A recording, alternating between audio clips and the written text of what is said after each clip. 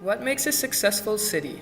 We build and rebuild and continue to make constant changes to the space around us. Why? Because there are a lot of discontents existing in our city and we feel the need to make constant improvement.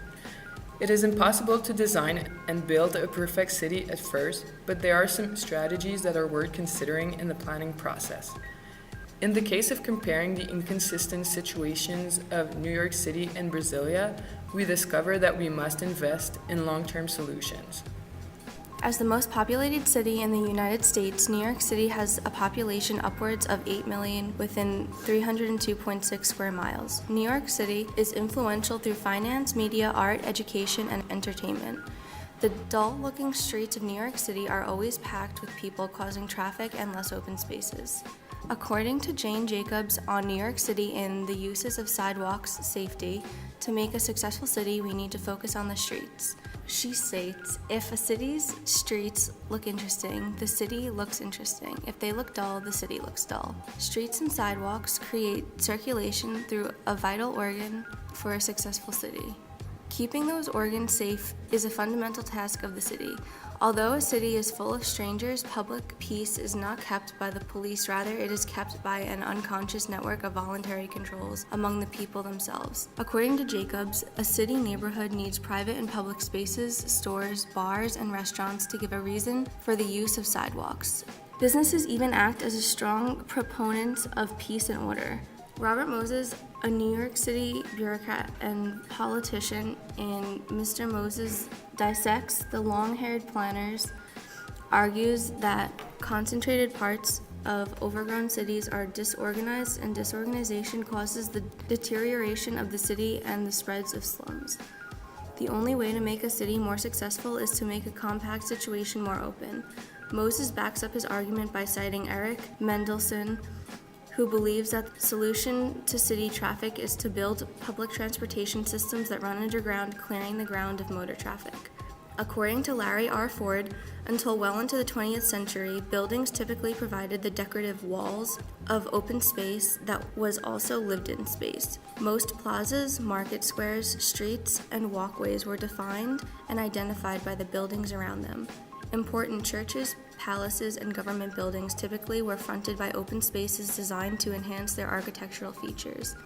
According to Henry S. Churchill, the older residential portions of the city suffer from overcrowding of the land and lack of organized open spaces for common or private use.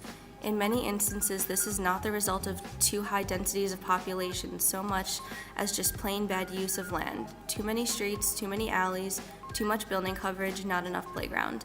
The gridiron pattern contributes to this with its lack of differentiation between traffic needs of various intensity and speed and its failure to provide satisfactory variation in sites and locations for different uses of land. In New York City, for instance, 35.55% of the land is in streets, whereas 25% would be fully sufficient. In comparison to New York City, we have Brasília, the capital of Brazil. It is located at the top of the Brazilian highlands with a population of approximately 2.5 million people. Almost the opposite of New York City, it is composed of good-looking streets, open spaces, and superblocks, known as superquadras. In 1892, President Floriano Peixoto decided that a group of scientists would explore the Planalto Central, which is the vast Brazilian plateau, and determine the area for the federal district. This area would cover approximately 14,400 square kilometers. In 1956, President Juscelino Kubitschek gave Congress an order proposing the creation of the Companhia Urbanizadora da Nova Capital, known as Novacap. President Juscelino also proposed the name Brasília.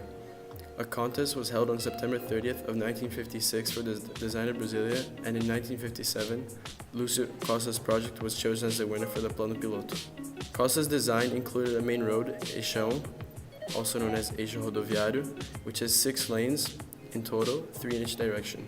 The roads have no traffic lights or crosswalks for pedestrians, and it has a speed limit of 80 kilometers per hour. On Sundays and on holidays, roads are closed to cars and are reserved for sports and leisure. James Holston critiques the design of Brasília. Architect Oscar Niemeyer and urbanist Lucio Costa, hired to relocate the capital from the coast to the central interior, use modernist architecture and planning principles. They use superblocks, superquadras, of residential housing to stimulate economic and political change across the country. The original plan of the Superquadra was to combine 4 quadras, series of residential buildings, in an attempt to create a community where the residents would have everything nearby for their day-to-day needs. The original Superquadra contained a cinema, a church, a school, a commerce, and a pool. By placing the latter around the Superquadras, Costa allowed residents to easily acquire their needs and to attend activities without needing to get on a car or bus. Additionally, he hoped there would be a mixture of classes, which would all use the same facilities and would interact with each other and ultimately get rid of the social divide that was present in Brazil. What happened wasn't as he and Yi-Yei hoped, however. Holston argues that it produced a set of social processes which paradoxically yet unequivocally destroy the planners' utopian visions. There is over-planning in Brasília. The government rigidly restricts further development in the main city. Because of this restriction, residential areas cannot be built in the main city, and therefore people must live in satellite cities surrounding Brasília. Originally, they had planned for Brasília to have 600,000 in the year 2000, however, it grew unexpectedly to be 2 million. Due to unexpected growth in population, both the rich and poor prefer to live in the outskirts in slums or villas instead of the main city. The wealthier population ended up moving to Lago Sul and Lago Norte, across the lake from the center, where they were going to live in big individual houses and would enroll their children in private schools. Therefore, the idea of combining different social contexts and classes was shattered. The problem of traffic was due to a lack of streets, a shortage of buses, and crowded roads, according to James Holston, who is against the utopian idea. Frank Lloyd Wright put it simply, there it is. You can't expect anything better from moles who are blind, crawl short distances under the earth, and have only the most limited objectives. In building a city, there are more than a handful of factors to consider. Accordingly, you cannot tear up a city and rebuild it. One who loves the city will love the faults and shortcomings of his or her city. Despite those flaws, one should never dismiss it entirely. The urban fight of the last century opposing Robert Moses to Jane Jacobs enabled New York City to avoid what could have been a serious urban disaster. Indeed, this project was not based upon the fundamental factors of land use, integrity, community, and sustainability, which, according to a well-known New York daily newspaper firm, really determined the growth of a city. Robert Moses' vision of urban renewal, for instance, focused on the construction of an 8-line elevated highway passing through the core of Lower Manhattan in the early 1960s. A city without traffic is a ghost town, he said, to support his theory of modern urban planning, which revolved entirely around stronger infrastructure and plans for density. Moses' idealizations concerning the role and culture of automobile blinded him completely to the fact that surrounding communities would be affected by this project.